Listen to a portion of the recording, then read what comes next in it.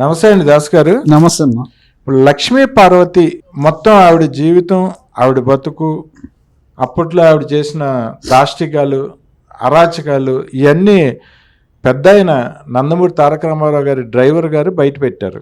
ఆ విషయం నేను కొన్ని వినిపిస్తాను నేను తర్వాత. ఇప్పుడు ముందు దానికంటే ముందు లక్ష్మీ పార్వతి మాట్లాడిన కొన్ని మాటలు వినిపిస్తాను, ఒకసారి చూడండి. దీని మీద నాకు విశ్లేషణ చెప్పండి. తర్వాత డ్రైవర్ గారి మాటల గురించి మనం మాట్లాడుకుందాం. ఓకే అండి, వినిపిస్తున్నాను చూడండి. వైఎస్ఆర్సీపీ పార్టీలో మీకు సభ్యత్వం ఉందా లేదా? ఉంది బాబు. నేను ఫస్ట్ 2000 ధర్మాన ప్రసాదరావు గారు జాయిన్ అయ్యారు, మీకు గుర్తుందా? శ్రీకాకుళంలో అదే రోజు జాయిన్ అయ్యాను నేను పార్టీలో. అప్పటికి నా పార్టీ అయిపోయింది. ఎన్టీఆర్ టీడీపీ కదా నా పార్టీ, సింహం గుర్తు. అయితే ఆ పార్టీ దానికి సరైనటువంటి ఓటింగ్ లేకపోవడం వల్ల రద్దు చేసింది ఎలక్షన్ కమిషన్. రద్దు చేయడంతో నాకేంటంటే ఒక సోర్స్ కావాలి కదా. నా ఫైటింగ్ 30 ఏళ్ళ నుంచి నేను పోరాడుతూనే ఉన్నాను కదా, ఈ ప్రజా వ్యతిరేక శక్తుల మీద, అప్రజాస్వామ్య శక్తుల మీద నా పోరాటం కంటిన్యూ జరుగుతూనే ఉంది. అందుకోసం నాకు డయాస్ కావాలి. అలాగే నాలాగే ఆ అబ్బాయి కూడా పాపం కష్టాల్లో ఉన్నారు, జగన్. నాకు కొడుకులాగా అనిపించింది. అందువల్ల నేను జాయిన్ అవుతానని చెప్పాను. సరే అమ్మా అని చెప్పారు. అక్కడ ధర్మాన ప్రసాదరావు గారు అక్కడ శ్రీకాకుళంలో నాకు జనరల్ సెక్రటరీ పోస్ట్ కూడా ఇచ్చారు. జనరల్ సెక్రటరీ పదవి కూడా తీసుకున్నారు. రామారావు ఆశయాలకి అంటే దూరంగా ఉండి ఒక రాజకీయ పార్టీగా కాంగ్రెస్ ఆ రోజున చూసాం. అంటే ఆ పార్టీకి ముఖ్యమంత్రిగా ఉన్న వైఎస్ రాజశేఖర రెడ్డి, ఆయన తనయుడిగా జగన్మోహన్ రెడ్డి, ఆయన వైఎస్ఆర్సీపీ పార్టీ పెట్టిన తర్వాత అంటే క్వైట్ ఆపోజిట్ గా ఉండే ఒక సిద్ధాంతపరంగా ఎన్టీఆర్ తో పోల్చింది. అటువంటి పార్టీలో మీరు చేరారు. ఎందుకు అంత అంటే నేడుతుంది జగన్ పైన అంత ప్రేమ ఎందుకు మీకు? ఇక్కడ మీరు ఒకటి మర్చిపోతున్నారు, ఇది జగన్ పట్ల ప్రేమ కాదయ్యా, జగన్ పట్ల ఒక సానుభూతి. అప్పుడు అటు తండ్రిని కోల్పోయి తర్వాత సొంత పార్టీయే అతను నానా ఇబ్బందులు పెట్టి అతను మంచి కోసం, వాళ్ళ నాన్నగారి కోసం చనిపోయిన వాళ్ళ కోసం వెళతాను ఓదార్పు యాత్ర కంటే అధిష్టానం వ్యతిరేకించింది. అసలు వెళ్ళటానికి వీలు లేదని కక్ష కట్టినట్టు చేశారు. ఒక చిన్న బాబు, అప్పుడు ఎంతో పెద్ద వయసు కాదు, ఆయన వయసు 19 ఏళ్ళు ఎంతో. ఆ చిన్న అబ్బాయి మీద అంత కక్షపూరితంగా అధిష్టానం వ్యవహరించడం మంచిది కాదనిపించింది. ఎందుకు పైగా అతని కోరిక సమంజసం కూడా కదా.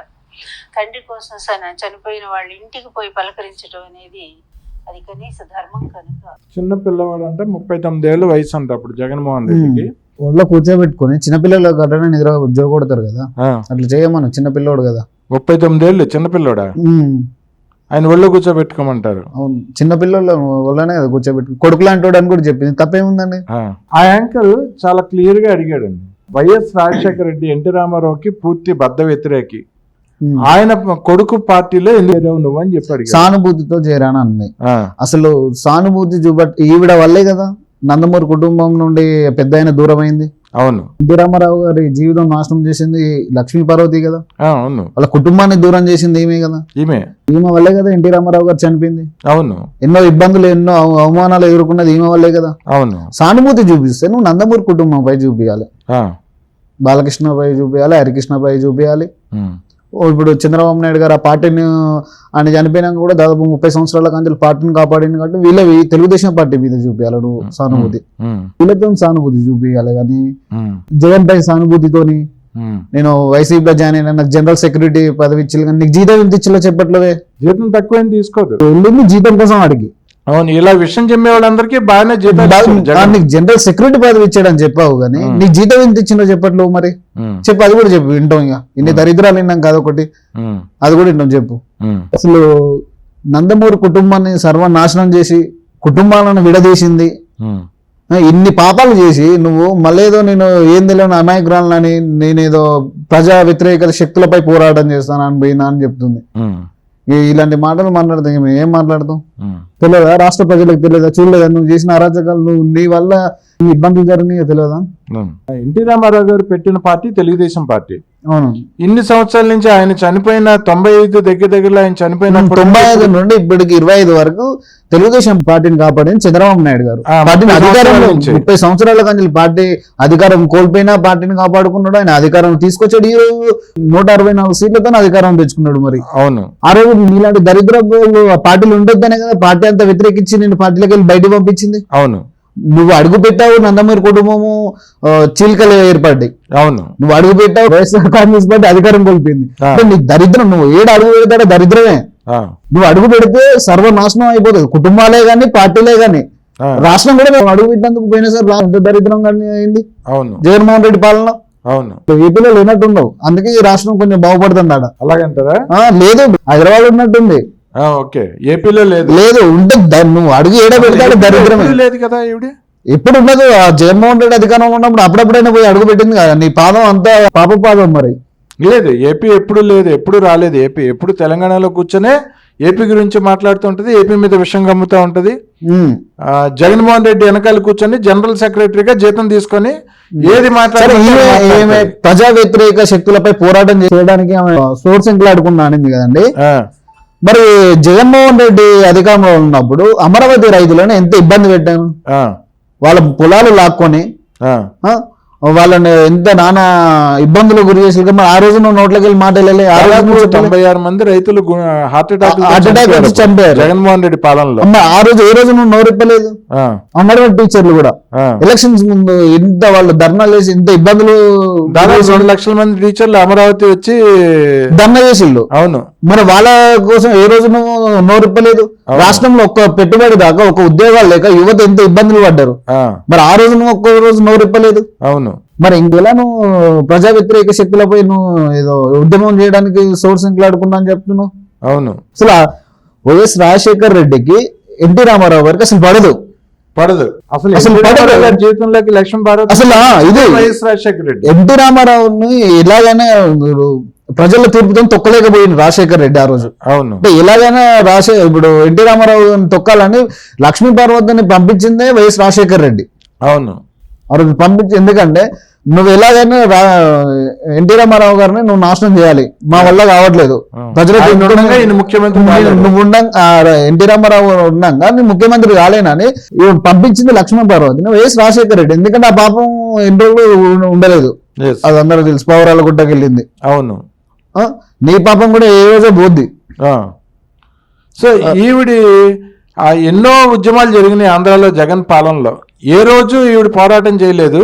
కానీ అసాంఘిక శక్తుల మీద నేను పోరాటం చేయడానికి నాకు ఏదో ఒక ప్లాట్ఫామ్ కావాలి కదా, అందుకు నేను వైసీపీలో ఉన్నానని చెప్తుంది. ఎవరి మీద పోరాటం చేసింది ఈవిడ ఏ రోజు?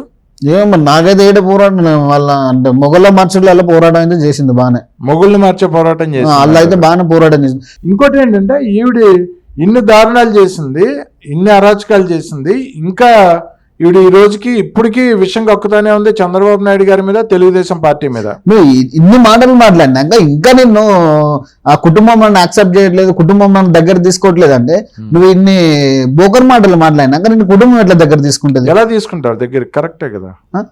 నువ్వు పొద్దున్న లేస్తే ఆ కుటుంబాన్ని నువ్వు నాశనం చేసి ఆ కుటుంబంలో నువ్వు చిచ్చులు పెట్టి ఆ కుటుంబాన్ని చీలికలు తెచ్చింది నువ్వు. మళ్ళీ నువ్వు బయటకు వచ్చి మళ్ళీ ఆ కుటుంబం పైన విషయం చెప్పినాక నిన్ను ఎవరు దగ్గర తీసుకుంటారు? నిన్న ఆ కుటుంబం ఎట్లా నేను యాక్సెప్ట్ చేసి నేను కుటుంబంలోకి రానిస్తారు? ఎస్, అది ఇంకొకటి ఈవిడ చేసిన దారుణాలు. ఈవిడ ఎన్టీ రామారావు గారిని వివాహం ఆడిన తర్వాత ఈవిడ ఎన్ని అరాచకాలు చేసింది, ఆయన్ని ఎలాగ క్షోభ పెట్టింది, ఆయన్ని ఎలా చంపేసింది, ఇవన్నీ ఎన్టీ రామారావు గారి పర్సనల్ డ్రైవరు. ఆయన బతికున్నంతకాలం ఈయనే డ్రైవరు. ఆయన ఇప్పటికీ బతికే ఉన్నారు. ఆయన కొన్ని మాటల్లో ఆయన కొన్ని విషయాలు చెప్పారు. ఆయన విషయాలు ఒకసారి వినిపిస్తాను చూడండి. హరికృష్ణ గారు, హరికృష్ణ బిడ్డ పెళ్లి, ఆడపిల్ల ఆయన లోపల పోయి ఏం చెప్పిండో ఏమో. బయటకు వచ్చినాక లచ్చన్న నువ్వు ఎట్లన్నా చేసి సార్ను 7 గంటలకు తీసుకురా. 7 గంటలకు ముందు తీసుకొచ్చేది. 7 గంటల కన్నా ముందు తీసుకురాకు.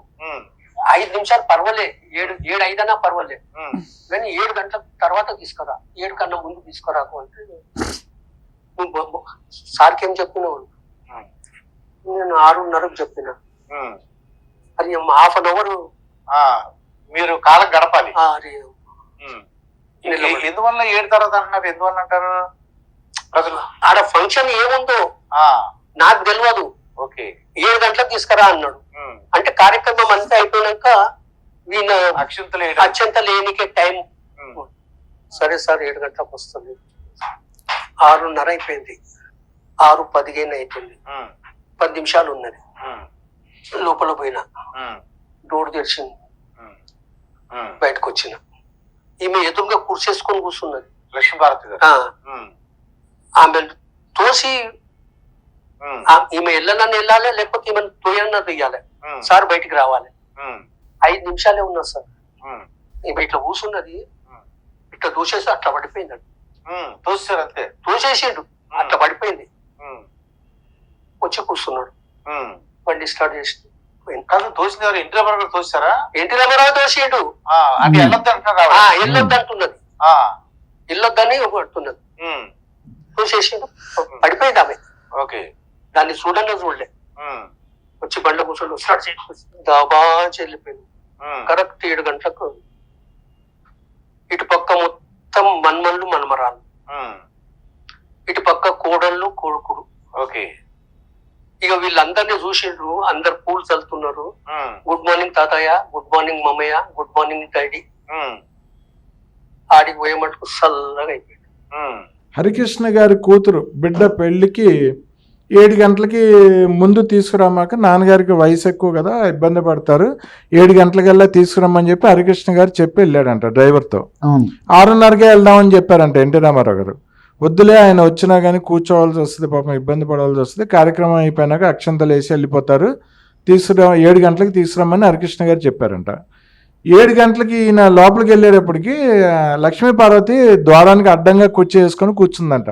నువ్వు వెళ్ళటానికి వీల్లేదు, వాళ్ళతో మనకు సంబంధం లేదు, వాళ్ళు మన పిల్లలు కాదు, మన పిల్లల్ని మనం కనుక్కుందాం, మనం అంటే ఈవిడ ఆయనతో బిడ్డను కనాలని ఈవిడ కోరిక, మన పిల్లల్ని మనం కందాం, మన పిల్లల్ని మనం చూసుకుందాం, ఇంకా వాళ్ళకి ఆస్తులు ఇచ్చేసావు కదా, ఇక వాళ్ళతో మనకు సంబంధం లేదు, వాళ్ళు కాదు మన కుటుంబం, ఇంకా మన కుటుంబం మనం ఏర్పాటు చేసుకుందామని పెట్టి కూర్చుందంట, అడ్డంగా వెళ్ళటానికి వీల్లేదని. ఈయనకి బిడ్డలన్నా మనవాళ్ళన్నా మనవరాళ్ళైనా చాలా ఇష్టం ఈయనకి, ఎన్టీ రామారావు గారికి. ఒక్క తోపు తోచాడంట లక్ష్మీపార్వతిని చిరాకుతోటి. తోస్తే ఆవిడ వెళ్ళి కుర్చీల నుంచి కింద పడిపోయిందంట. ఈయన వచ్చి కుర్చీలో కూర్చున్నారంట. రంగయ్య పద వెళ్దాం, కారు తీయమన్నాడంట, కారు తీశాడంట, వెంటనే బయలుదేరి వెళ్ళిపోయారంట. 7 గంటలకి హరికృష్ణ గారు ఇంటికి చేరుకున్నారంట. హరికృష్ణ గారు ఇంటి దగ్గర అప్పటికి మనవాళ్ళు మనవరాళ్ళు అంతా ఒక పక్కన నిలబడి ఉన్నారంట, ఒక పక్కన కొడుకులు కోడళ్ళు కూతుళ్ళు అల్లుళ్ళు అందరూ ఒక పక్కన నిలబడి ఉన్నారంట. ఈయన రాగానే అందరూ నమస్కారం పెడతా పూలు చల్లి తాతయ్య నమస్కారం అని వీళ్ళందరూ అంటున్నారంట. వెళ్ళి కార్యక్రమం ముగించాడంట, చక్కగా అక్షంతలు వేశాడంట. అప్పటికి చల్లబడిపోయాడంట మనిషి. లక్ష్మీభారతి దగ్గర ఉన్నప్పుడు మనిషి మంచి బీపీ మీద ఉన్నాడంట. అంటే ఆయన ఆరోగ్యం కూడా ఎలా పాడైపోయిందో చూడండి. లక్ష్మీభారతి ఎటువంటి కార్యక్రమాలు చేసేదో, ఆయన్ని బతికొండగా ఆయన ఎంత క్షోభ పెట్టింది, ఎంత హింస పెట్టింది. ఇటువంటి లక్ష్మీపార్వతి ఈరోజు మాట్లాడుతుందండి. ఆయనకి బిడ్డని కనాలని విశ్వ ప్రయత్నం చేసింది. అంటే ఎందుకంటే ఈవిడ ఆస్తులు ఈవిడ తీసుకుంది, బిడ్డని కంటే మళ్ళీ బిడ్డకు కూడా ఆస్తులు తీసుకుందామని ఒక పిల్లవాడు ఆల్రెడీ సగం ఆస్తులు ఏమీ కొట్టేసింది కదా, సగం ఆస్తి కొట్టేసింది. మళ్ళీ బిడ్డని కంటే బిడ్డకు కూడా ఆస్తి వస్తుంది, ఆ ఆస్తి కూడా కావాలని చెప్పి బిడ్డను కంటానికి స్టెరాయిడ్స్ కూడా ఇచ్చిందని చెప్పి ఎన్టీ రామారావు గారి పర్సనల్ డాక్టర్ ఒక సందర్భంలో ఆయన ఆత్మకథ రాసుకుంటే ఆ పుస్తకంలో రాశారు. స్టెరాయిడ్స్ వాడింది, హార్ట్ అటాక్ ఉన్న ఎన్టీ రామారావు గారికి స్టెరాయిడ్స్ వాడటం వల్లే హార్ట్ స్ట్రోక్ వచ్చి ఆయన చనిపోయాడు. 65 సంవత్సరాల దగ్గరికి వచ్చినాక స్టెరాయిడ్స్ అసలు వాడకూడదు మనిషి. ఆ స్టెరాయిడ్స్ వాడటం వల్లనే ఎన్టీ రామారావు గారు చనిపోయారు అంటారు. ఇంత దారుణాలు చేసిన లక్ష్మీపార్వతి ఇవాళ నీతి కబుర్లు, శుద్ధపూస కబుర్లు చెప్తుంది టీవీ ఛానల్స్ ముందు కూర్చొని. ఏదో ప్రజా పోరాటాలు చేస్తానే మళ్ళీ యాషాలు కూడా వేస్తాం. ఇప్పుడు ఆమె శుద్ధపూస కబుర్లు చెప్తే నమ్మడానికి ఎవరు లేరండి. ఆమె చెవుల పువ్వు పెడతానంటే ప్రజలు ఎవరు నమ్మడానికి ఎవరు ఎర్రిపప్పలు లెక్క కూర్చొని లేరు. ఎందుకంటే అందరికి తెలుసు నువ్వు చేసిన దరిద్రాలేంది, నువ్వు ఎన్టీ రామారావు గారిని ఎంత క్షోభకు గురి చేసినావో, అసలు వాళ్ళు ఎంత మంచిగా కలిసి ఉన్న కుటుంబం నువ్వు ఎట్లా విడదీసినావో, నువ్వు ఒక కేవలం ఎన్టీ రామారావు గారి మీద ఆ అభిమానంతో నువ్వు రాలే, నువ్వు ఆయన ఆస్తిని చూసి ఆయన జీవితాన్ని నాశనం చేయాలని నువ్వు వచ్చింది ఆ పని. నువ్వేదో మళ్ళీ శుద్ధ పుస్తకపురుని ఎన్టీ రామారావు మీద అభిమానంతో వచ్చినా, నేను ఆయన జీవిత చరిత్ర రాయటానికి వచ్చిన, జీవిత చరిత్ర రాసేదాని మీద చరిత్ర రాసిపోతావు, కానీ కుటుంబాలను అయితే నాశనం చేయవు కదా. అవును, ఆయన చంపేయవు కదా. ఈ రోజు ఎన్టీ రామారావు గారు చనిపోయింది కారణం ఎవరినైనా చిన్న పిల్లగాళ్ళని అడిగినా చెప్తారు లక్ష్మీపార్వతి వల్ల ఎన్టీ రామారావు చనిపోయిందని. అవును, ఎవరిని అడిగినా చెప్తారు. ఆయనకున్న అంత మంచి పేరు లక్ష్మీపార్వతి వల్ల నాశనం అయింది. అంటే దేవుళ్ళ లెక్క అప్పటికిప్పుడు ఒక దేవుళ్ళ లెక్క మచ్చలేని వ్యక్తిగా చూసుకునే ఎన్టీ రామారావు గారిని ఒక మచ్చ అంటించిన వ్యక్తివి నువ్వు నువ్వు ఈరోజు నువ్వేదో టీవీ ముంగడ కూర్చొని నన్ను ఆ కుటుంబం దూరం పెట్టి నువ్వు ఇన్ని దరిద్రాలు చేసినాక కుటుంబం దూరం పెట్టకుండా నెత్తి మీద కూర్చోబెట్టి పూజలు చేసుకుంటారా? సరే ఎన్టీ రామారావు గారు చనిపోయినప్పుడు ఆయన ఏ రోజైనా కుటుంబంపై సానుభూతి చూపించినావు నువ్వు? మరి నువ్వు ఏ రోజైనా కుటుంబంపై సానుభూతి చూపించి ఆ కుటుంబానికి నువ్వు దగ్గర పోయి ఉన్నావా? జగన్ కొడుకులు అంటాడంట ఇక్కడ ఎన్టీ రామారావు గారిని. సరే ఎన్టీ రామారావు చేసుకున్నానంటది, ఎన్టీ రామారావు గారి కుటుంబాన్ని మాత్రం విషయం కక్కుతా ఉంటది అందరి మీద. సరే ఎన్టీ రామారావు నా దేవుడు, ఎన్టీ రామారావు నా భర్త అన్నావు కదా, మరి ఏ రోజు నువ్వు హరికృష్ణ గారిని అనలేదు, ఏ రోజు బాలకృష్ణ గారిని అనలేదు. ఎన్టీ రామారావు చంద్రబాబు నాయుడు గారు ఎన్టీఆర్ గారు అల్లుడు కదా, మరి వీళ్ళని ఏ రోజు దగ్గుబాటి వెంకటేశ్వరరావు గారు ఉన్నారు ఇంకొక అల్లుడు, మరి వాళ్ళని ఏ రోజు నా కుటుంబాలు వాళ్ళు నా అల్లుళ్ళు నా కొడుకులను వాళ్ళని ఏ రోజు అనలేదు. వాళ్ళు అసలు ఈవిని దగ్గరికి కూడా రానివ్వరండి. ఇన్ని దరిద్రాలు కదా, ఇన్ని దరిద్రాలు చేసిన చెప్పాడు కదా హరికృష్ణ గారి బిడ్డ పెళ్లికి రానివ్వటానికి. కనీసం ఎన్టీ రామారావు గారికి మనవళ్ళు మనవరాళ్ళు వాళ్ళ కొడుకులు అంటే ఎంత ప్రేమ అండి. నువ్వు అలాంటి వాళ్ళ మనమరాలు పెళ్లికి పోకుండా నువ్వు అడ్డుకున్నావు అంటే ఇంక నువ్వు ఎంత నీచినాలో తెలియదా? అసలు ఎన్టీ రామారావు గారి మైండ్ మొత్తం మార్చి టోటల్ గా ఈమె వైపు తిప్పుకొని ఈ రోజు ఎన్టీ రామారావు ముఖ్యమంత్రి అయిపోవాలని కూడా చూసింది. ఆ టైంలో ఎన్టీ రామారావు గారిని లోపరుచుకొని ఆయన ఎలాగైనా చంపేసి ఈవిడే ఆంధ్రప్రదేశ్ కి ముఖ్యమంత్రి తెలుగుదేశం పార్టీ అధ్యక్షురాలు అవ్వాలని కూడా ప్రయత్నించింది. అందుకే సొంతంగా పార్టీ పెట్టుకుంటే ప్రజలు మంచి తీర్పు ఇచ్చిల్లు కదా, చెప్పింది ఒకటి సమాధానం ఇచ్చిల్లు.